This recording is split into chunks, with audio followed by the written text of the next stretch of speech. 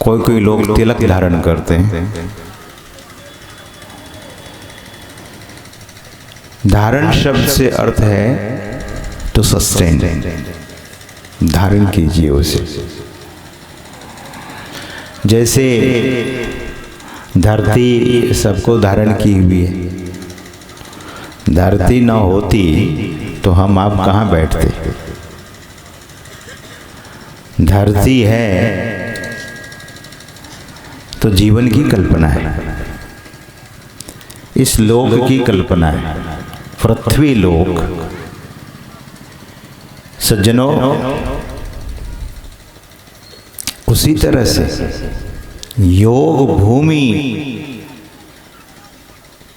पर हम आप न जाएं तो योग भूमि का जो आनंद है, योग भूमि की जो महिमा है, योग भूमि का जो महत्व है, हम आप नहीं जान सकते। तो वेद भगवान कहते हैं योग भूमि को अच्छी प्रकार धारण करें। And that auspicious land is in us।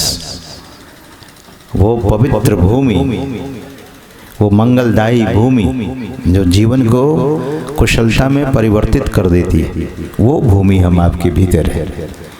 और कहाँ है वो भूमि? दोनों भौहों के बीच में, भ्रुवोर मध्य, दोनों भौहों के बीच में वो भूमि है, योग भूमि।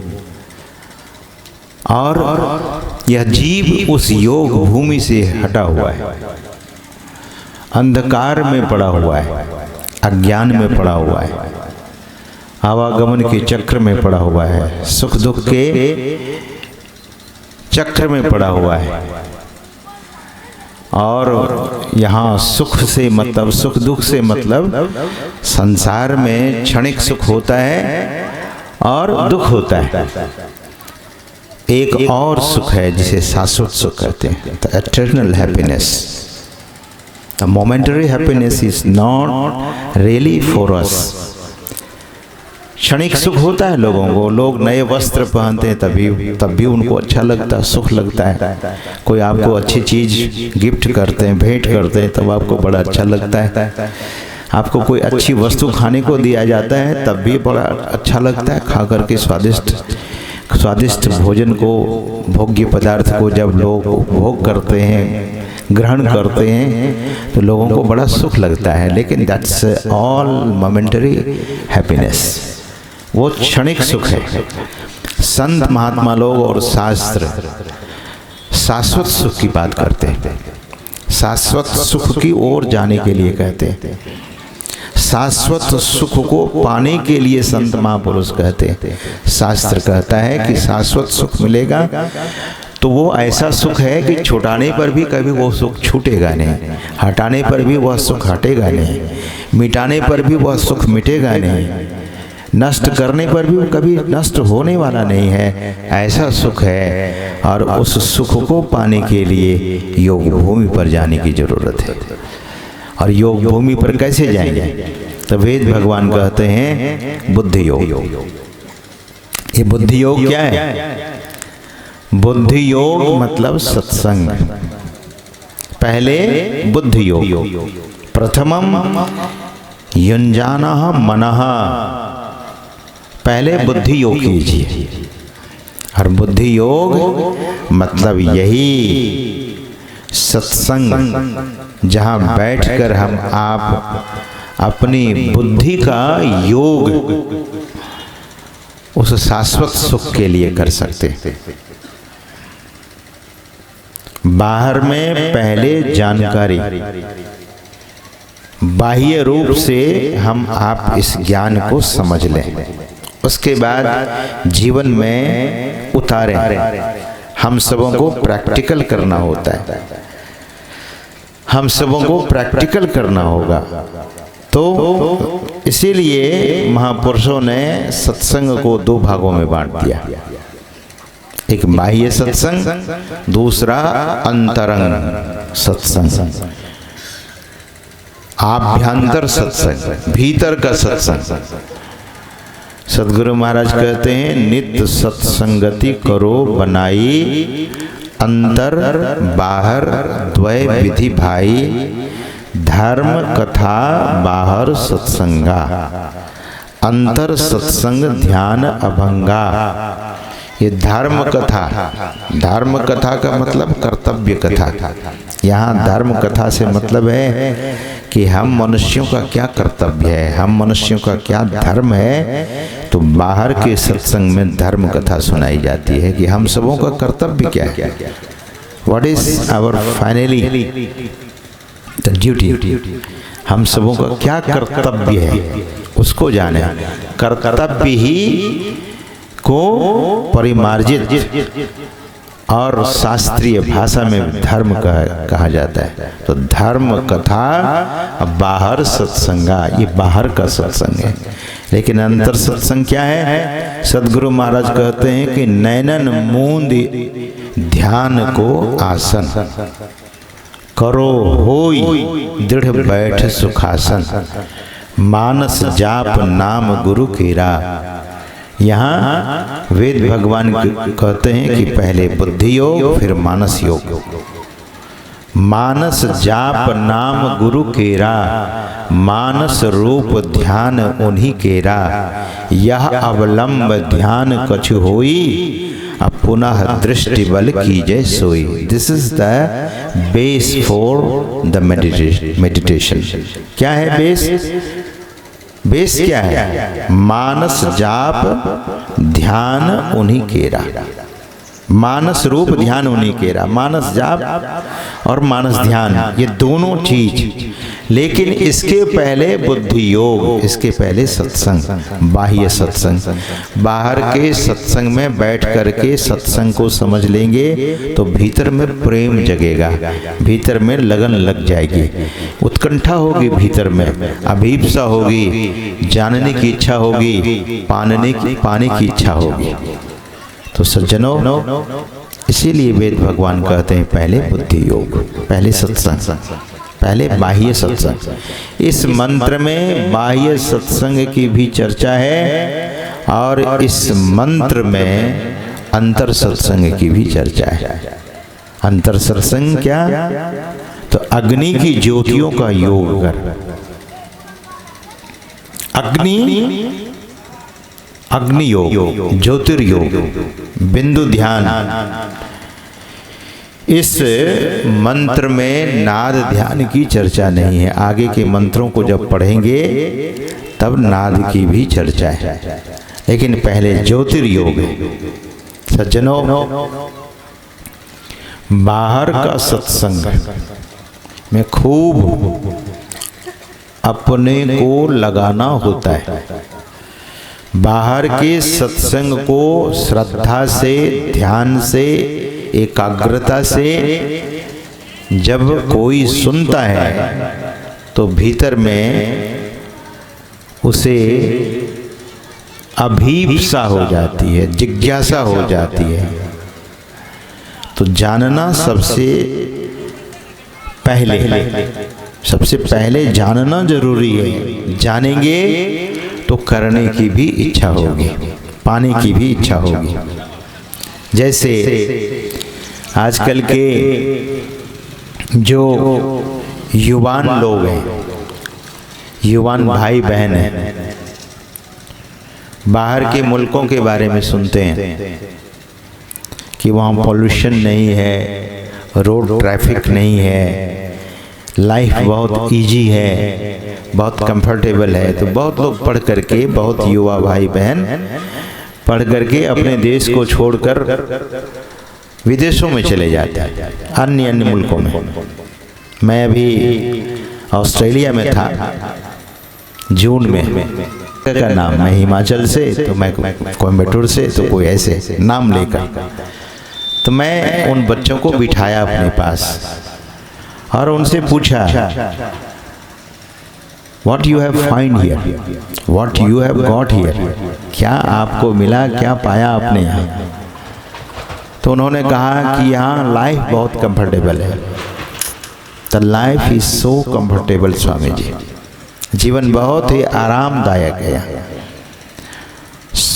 So much comfort is here, बहुत सुविधाएं हैं यहाँ पर। तो भारत में क्या लैकिंग हुआ, क्या कमी हुई? हमारे शिक्षा का उतनी सैलरी मुझे नहीं मिल रही थी और हमने सुना तो हम यहाँ आ गए। लोगों के मन में हमेशा यही रहता है, कोई भी यहाँ के लोग हों या कहीं के, हर आदमी कंफर्ट चाहता है, सुविधा चाहता है, बाहर का सुख चाहता है, सुविधा चाहता है। कौन नहीं चाहता कि मेरा मकान बढ़िया हो? कौन नहीं चाहता कि मेरे वस्त्र अच्छे हों? कौन नहीं चाहता है कि मेरे पास गाड़ी हो? भारत में दिल्ली जैसे शहर में 3 करोड़ के कार, 5 करोड़ के कार, इतनी ही कारें हैं। महंगी कार तो शायद किसी के पास हो जाए। दुबई के जो प्रिंस लोग हैं उनके पास 500 करोड़ का भी कार होता है।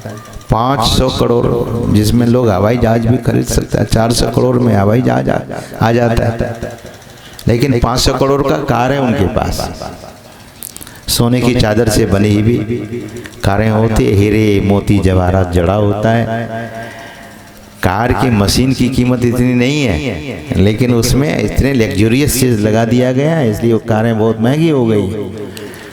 वहाँ लोग कंपटीशन करते हैं, जैसे यहाँ भी लोग पड़ोस वाले से हमेशा कंपटीशन करते हैं कि उनका घर अच्छा हो गया तो मेरा भी होना चाहिए। तो सज्जनों, दुनिया के तमाम लोग सुविधा चाहते हैं, बाह्य सुख भी चाहते हैं।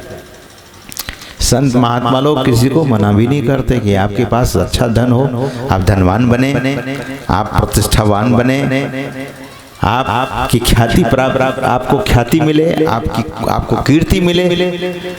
लेकिन सदगुरु महाराज कहा करते थे, ये सब कुछ होते हुए भी जीवन को जरा पार में देखो, क्योंकि यहाँ शाश्वत रूप से कोई भी नहीं रहा, न रहने वाला है, न रहेगा कोई। यहाँ सदा के लिए इस धरती पर रहा। गुरु नानक देव जी महाराज कहते हैं, उनके संबंध में, राम के संबंध में, भगवान श्री राम के संबंध में कहते हैं, और जो बड़ा औतताई हुआ, जो बड़ा राक्षस हुआ, बड़ा दुष्ट प्रवृत्ति का व्यक्ति हुआ, ऐसे ही लोगों के बारे में, ऐसे भी लोगों के बारे में गुरु नानक देव जी महाराज कहते हैं कि राम गयो रावण गयो, जिनका बहु परिवार। भगवान श्री राम भी गए और रावण भी गया। कहा नानक सुन रे मना, यूं सपने संसार, ये संसार स्वप्न जैसा है। भगवान शंकर से देवताओं की जब सभा लगी तो देवताओं की नहीं, अपनी पत्नी से, अर्धांगिनी से भगवान शंकर कहते हैं कि उमा कहूँ मैं अनुभव अपना, असत हरि भजन जगत सब सपना। The whole world, the whole cosmos is just like a dream, nothing than that. स्वप्न के सिवा कुछ नहीं है। यह संसार स्वप्नवत है, जैसे स्वप्न में सत्यता नहीं होती है। स्वप्न देखते हैं, स्वप्न देखने के समय जो व्यक्ति स्वप्न देखता है, या कोई पुरुष स्वप्न देखता है, कोई नारी स्वप्न देखती है, तो देखने के समय उसे सत्य ही प्रतीत होता है। लेकिन स्वप्न जब टूट जाता है तो बोलते हैं, अरे मैं स्वप्न देख रहा था या मैं स्वप्न देख रही थी। स्वप्न सत्य नहीं होता। संसार में भी सत्यता नहीं है, इसीलिए इस संसार को मिथ्या कहा गया, झूठा कहा गया। सज्जनों, शंकराचार्य जी महाराज बराबर कहा करते थे कि ब्रह्म सत्यम और जगन मिथ्या। ब्रह्म सत्य है और जगत मिथ्या है, लेकिन इस मिथ्या संसार में हम आप का जन्म हुआ है। जन्म और मृत्यु के बीच का जो जीवन है वो उलझनों से भरा हुआ है, झंझटों से भरा हुआ है, विघ्न बाधाओं से भरा हुआ है। ऐसा कौन व्यक्ति है जिसके जीवन में विघ्न नहीं आया, जिस व्यक्ति के जीवन में झंझट नहीं आया, जिस व्यक्ति के जीवन में दुख नहीं आया, ऐसा कौन व्यक्ति है? तो समझिए, इसीलिए इस जगत को सद्गुरु महाराज कहते हैं कि जगत अथाह भयंकर भव निधि। जहां सब दुख की रीत, जहां दुख ही दुख है, सुख यहाँ भी मिलते हैं। किनको सुख यहाँ मिलता है? किसको सुख मिलता है? तो महापुरुष कहते हैं कि जो सत्य पथ पर रहता है, सत्य के पथ पर रहता है, जो अपने को परमात्मा के चरणों से जोड़ दिया है, जो सद्गुरु के लाल बन चुके, जो सद्गुरु के लाली बन गए। नारी हैं तो लाली और पुरुष हैं तो लाल। जो सद्गुरु के लाल बन चुके, जो परमात्मा से अपना संबंध जोड़ लिया है, उस संसार में रहकर भी उस सुख का भोग करता है। पुण्य, जो व्यक्ति पुण्य करता है उसका जीवन सुखी रहता है, जो पाप करता है उसका जीवन दुखी रहता है। कभी कभी लोग कहते हैं महाराज आप कभी गलत तो नहीं बोल गए? कैसे? बोले पापी लोगों को बड़ा सुखी देखा, बड़ी उन्नति देखा, गाड़ी पर गाड़ी, महल पर महल, बहुत उन्नति देखा पापियों को। सब कुछ खाता पीता है, मांस खाता है, मछली खाता, अंडा खाता है और तरह तरह का अत्याचार अनाचार करता है, शराब पीता है, और उनकी बड़ी उन्नति देखिए। वो आज की नहीं है। आप तुरंत कुछ करें और तुरंत हो जाए, ऐसा नहीं है। कर्म की गति बहुत गहन है। भगवान श्री कृष्ण कहते हैं कि कर्मणा गहनो गति, कर्म की गति बहुत गहन है।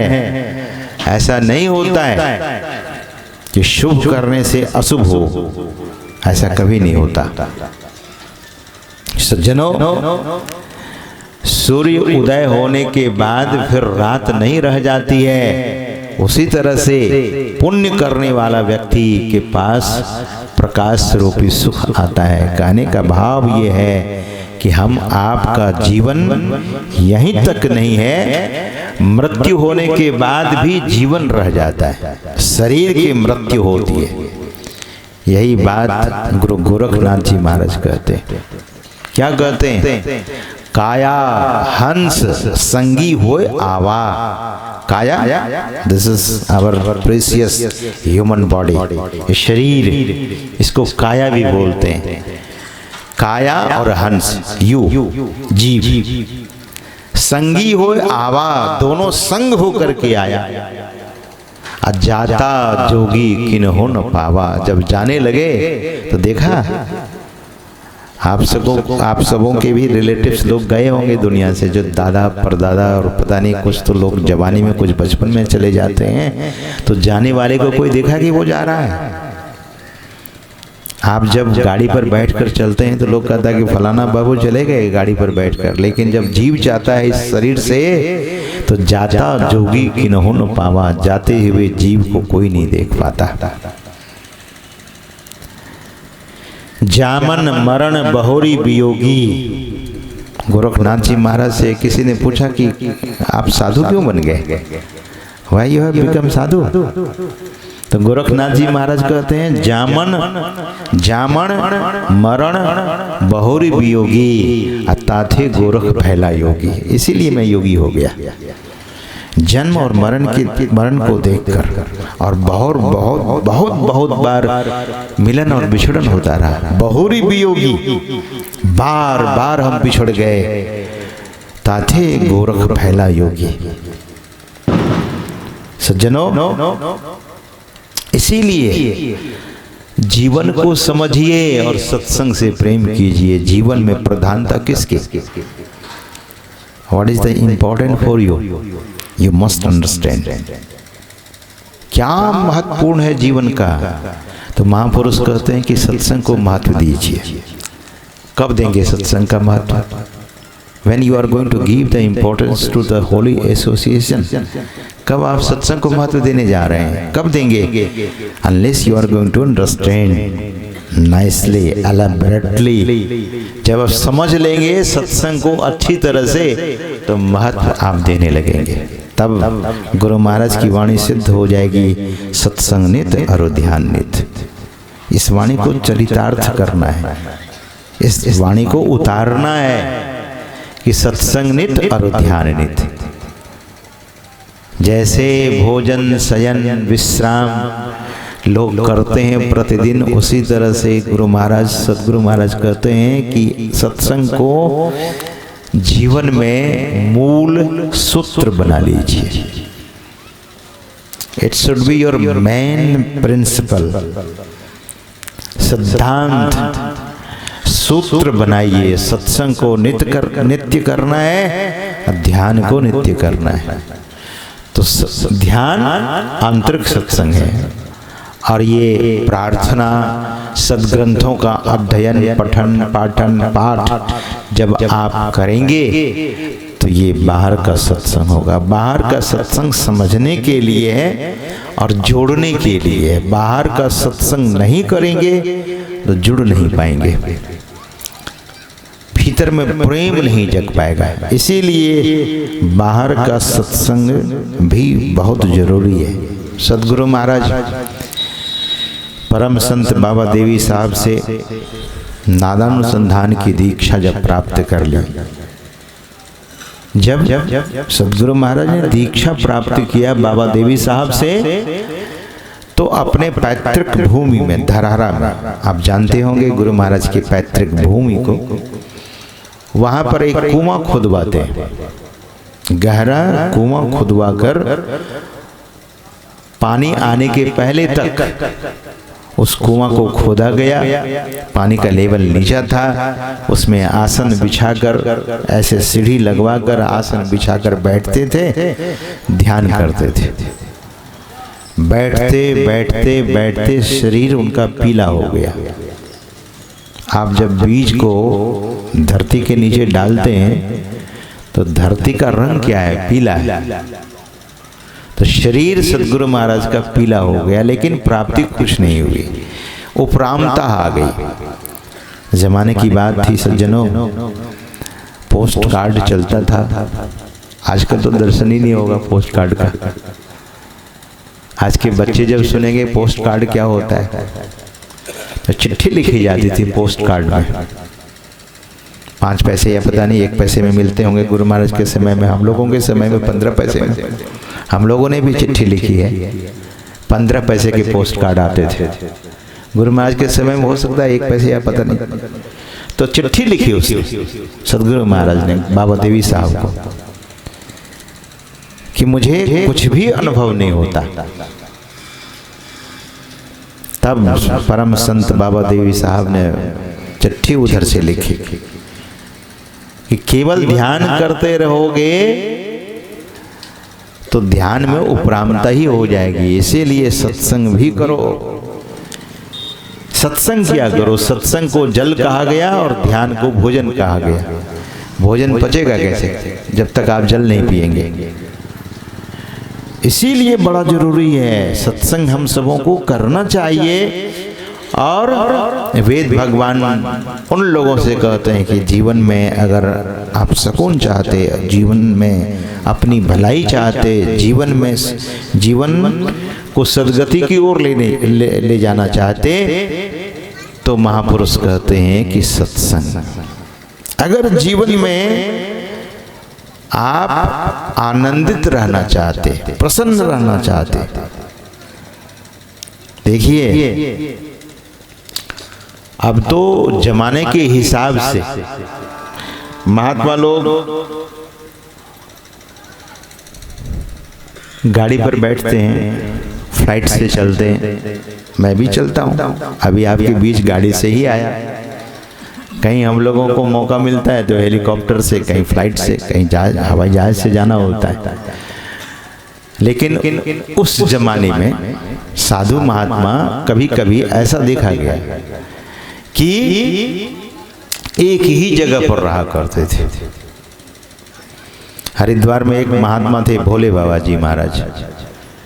वे कहा करते थे कि देखो हमें बड़ा स्नेह करते थे, तो मैं प्रचार करने के लिए जाता था तो वे कहते थे कि ठीक है, धर्म का प्रचार करना अच्छी बात है, लेकिन बैठा भी करो। और इसी के साथ साथ एक बड़ी सधुकड़ी कहावत उसने कहा। साधुओं में एक कहावत है कि बैठे सो पूरा और घूमे सो सूरा।